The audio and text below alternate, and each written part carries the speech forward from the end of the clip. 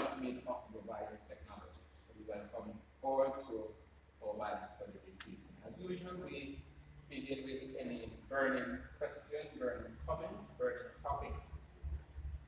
Any burning comment, question, topic? I didn't hear. I just heard you speaking that they said before that the Prime Minister and the Minister they didn't get the vaccine. It's just which day somebody said, you know, And to date, they have not yet. right, they said in April. Well, I'm not sure what date they have given when they will, but I know that one explanation that came from the Minister of Health was that he did not want to distract from the program by taking it. Distract. Those were his words. He did not want to distract from the program to take it. That's not making, that rather making distract from the program. Well, that's what he says. Yes, I understand. But the vaccine is going down. So how We engage in reflection against the background of the main subject matter of chapter 15, which is the resurrection, that Paul is once more addressing another major concern brought to him by the church through the letter that he had received from the hand of Holy. Among other matters we have discussed in the past had to do with the issues affecting communion, issues affecting spiritual gifts. Now he's dealing with the issue of the resurrection. We noted in our introduction last week that this subject of resurrection is not a new matter. In fact, Jesus had to deal with it when he was approached by persons asking questions in a tricky way to get a response. Then we note that also Paul used it to his advantage when he was speaking with the crowd, and they used the resurrection, and many of them who were there decided not to continue to want press charge against Paul or to continue to listen to him the moment he started speaking on the resurrection. So we note that Paul here in 1 Corinthians is seeking to address that matter. And we know that in this, the 15th chapter, the longest in the letter, the longest chapter in all of Paul's writings, covers just about every aspect of the concerns raised about the topic. We note that in the first 11 verses, he's looking at the reality of faith in terms of the risen Christ. And from 12 to 19, he's looking at the hope that comes through the risen Christ. And later, we know that he will argue about those who deny the resurrection and will close out on the final victory, where death will be defeated, where the grave will be defeated, and where we will all be changed to share in that great, glorious resurrection. So last week we note that in responding to the issue of the resurrection, he grounded it in the scriptures. And we note that when he speaks of the scriptures here, he was not speaking of the New Testament included, but he was speaking of the Old Testament, the laws and the prophets of the Old Testament.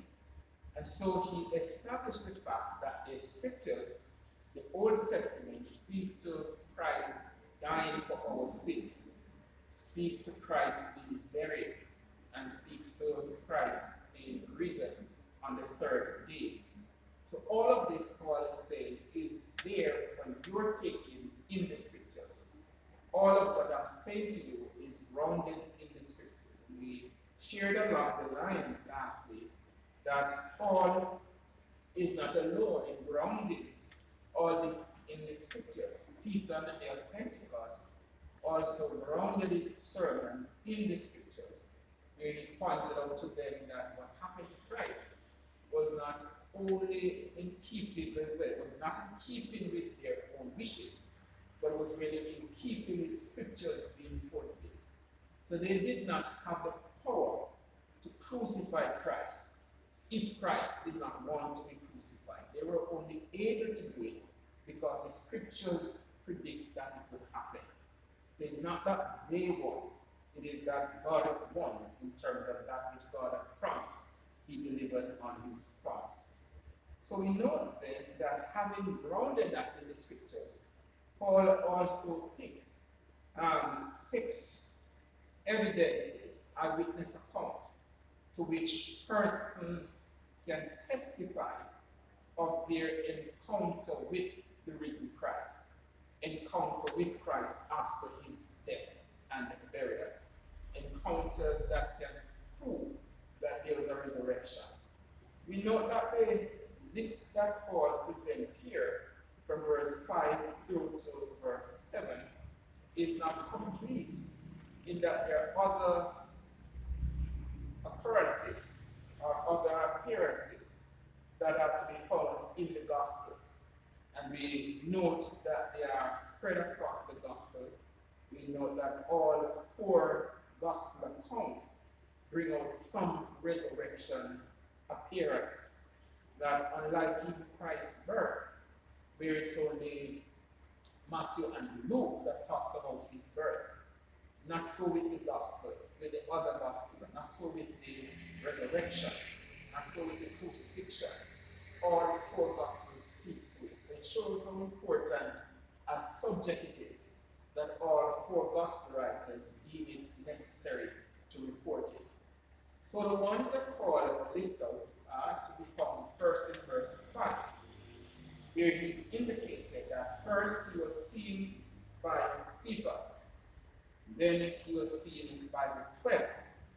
After that, he was seen by over 500. The mention being made here of Cephas, we believe established the ground on which Paul is arguing for the resurrection, in that Peter was seen as the head of the church. Peter was the lead disciple who was the spokesperson for the church.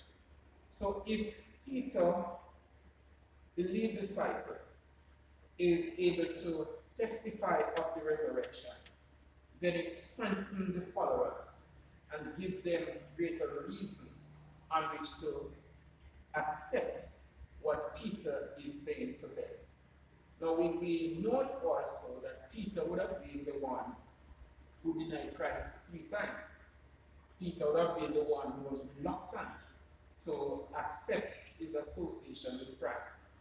But we also know that it was Peter to whom Jesus appeared, according to John chapter 21, and recommissioned Peter. If you love me, feed my sheep. If you love me, feed my lamb. If you love me, feed my sheep. So again, Peter's testimony is first-hand witness to all of this encounter. And one of the things we note in that encounter in John chapter 21 is that it is similar to that which occurred in Luke chapter 5, when Peter first received his call. He was on the sea, toiled all night, caught nothing. Jesus came and said, cast your net on the other side. He did so, and there was a large catch. On this occasion, in John chapter 21, he said to the other disciples, let's go fishing, in terms of deciding to go back to his old trade. Again, they toiled all night, and at daybreak, Jesus appeared unto them. And so the 2 bears that similarity. His initial call to follow Jesus, marked by that miracle, and his second call to follow Jesus, once again marked by that miracle. So Peter had first-hand experience with Christ in more ways than one. Again, if we go back to like Matthew chapter 28, and if we go back to Luke chapter 24, Peter would have been the first recorded one to have gone to the tomb. In John's account, we're told that Peter outrun the disciple whom Jesus loved, which is speaking of John. So Peter was among one of the first, outside of the woman, to have seen the tomb being empty, and was told, the message was sent to him by the woman, tell Peter and my disciples that I am risen. So all that evidence, you could not leave somebody like Peter out of the equation, because he would have had enough to prove, to show his personal encounters with the risen Christ. And then mention is made of the 12. Now, the 12 mentioned here would not have included Judas, because we know that Judas would have gone out and hung himself. The 12 here seems to be referring to the replacement, or after the replacement of Judas in Matthias, recorded in Acts chapter 1. So again, he was seen not just by Peter, but also by the 12. Of course, Peter included in the 12. So Peter's experiences would not only be of himself alone, but also while associated with the others, with the 12. And then the largest number of witnesses is mentioned now in verse 6, that he was seen by over 500 at once. And that again is key. Not just 500 during the time after his resurrection. We note that after his resurrection, he spent 40 days on earth. So yes, he would have been seen by over 500 during that time. But this particular reference to which Paul is highlighting is that there was a crowd of over 500 at one time who actually saw and to whom Jesus ministered to after his resurrection. Paul indicated that some of these have fallen asleep. In other words, some of them were dead. And we believe that at the time that Paul was writing, it is possible that it would have been some, believe about 15 or 20 years after the death of Christ. So within that 15 to 20 year period, yes, some would have died, but yes, there are others who would still have remained in order for persons to have gone to them, to talk with them, to hear from the eyewitnesses what it is that they saw. And then in verse 7, he mentioned that he was seen by James. Now the James that is mentioned here is believed to be his brother. And the significance of his brother is that his brothers doubted his messiahship. We have an account in John chapter 7, when the big feast was being held in Jerusalem. All the disciples had gone up and Jesus remained at home. And his brothers went to him and said to him, "Why is it that you are not gone? You know, if the things that you are saying about yourself is true, then you should be there to prove these things to them." The verse goes on to say that they said to him because they did not believe. And of course, Jesus responded to them that his time had not yet come. So James later became converted. James later became the head of the church in Jerusalem. And so it shows again the reason behind James being selected as one of those persons Paul is lifting out as an example of persons who saw the risen Christ. And then he says, by all the apostles. Now, we oftentimes make a distinction between disciples and apostles. And note that the apostles refer to those who personally walked with Jesus, who identified with him during his earthly ministry. Now, that would make the difference between the 12 and the apostles, in that Matthias would not have been considered an apostle in that definition of the word, but he would fit into the 12, but not into the apostle.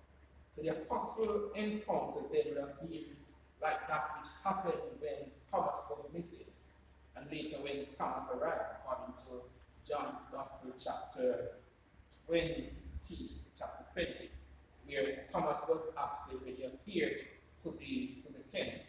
Thomas was told that he had appeared, and Thomas was present the next time that the 10 were present. Thomas was with them.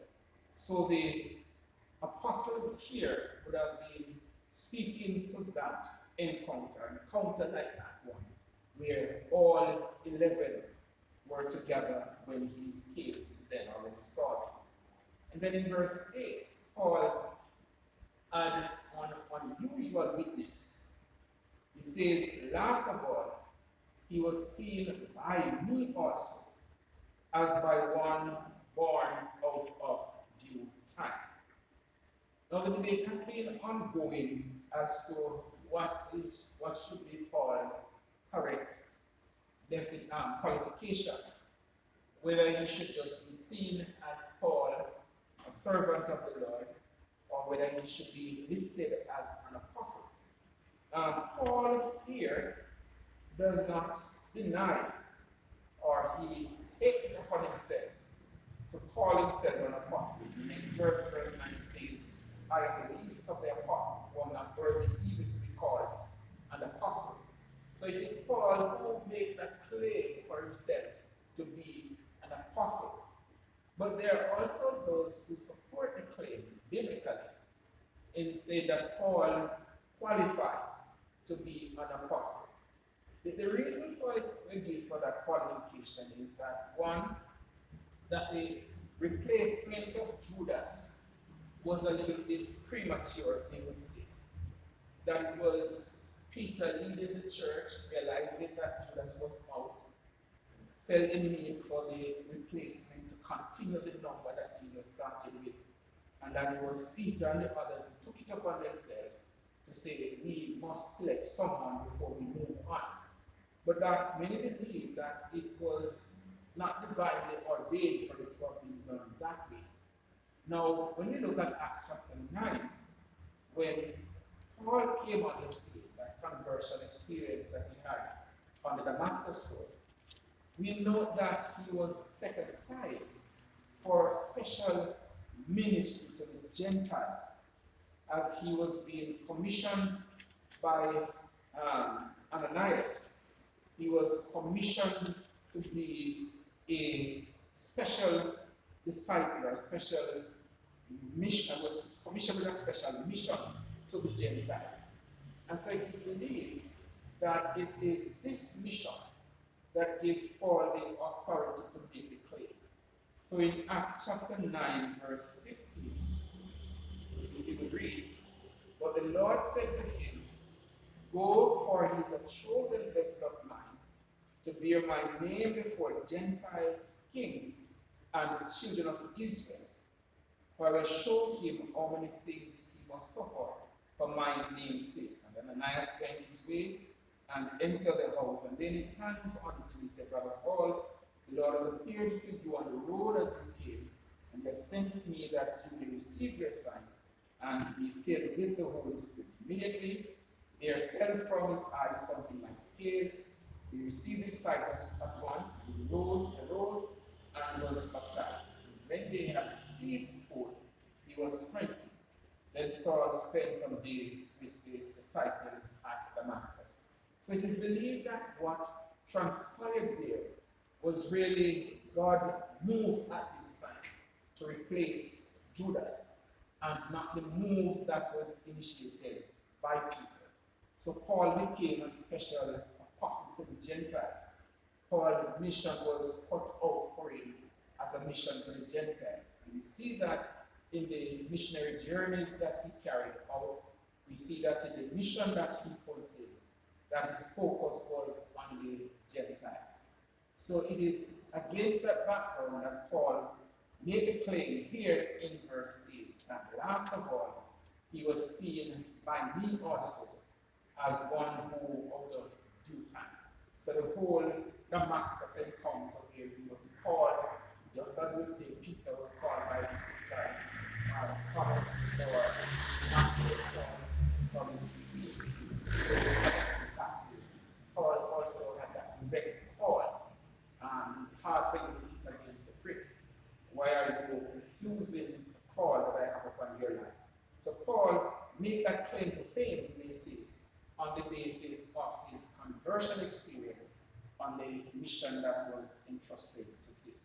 So these are the 5 or 6 that Paul present as eyewitness. He said that these are not the only ones, but he has highlighted these, and we see some basis on which he has selected these. Any questions? Right here, when it says, he appeared to more than 500 brothers. There was no man here or woman.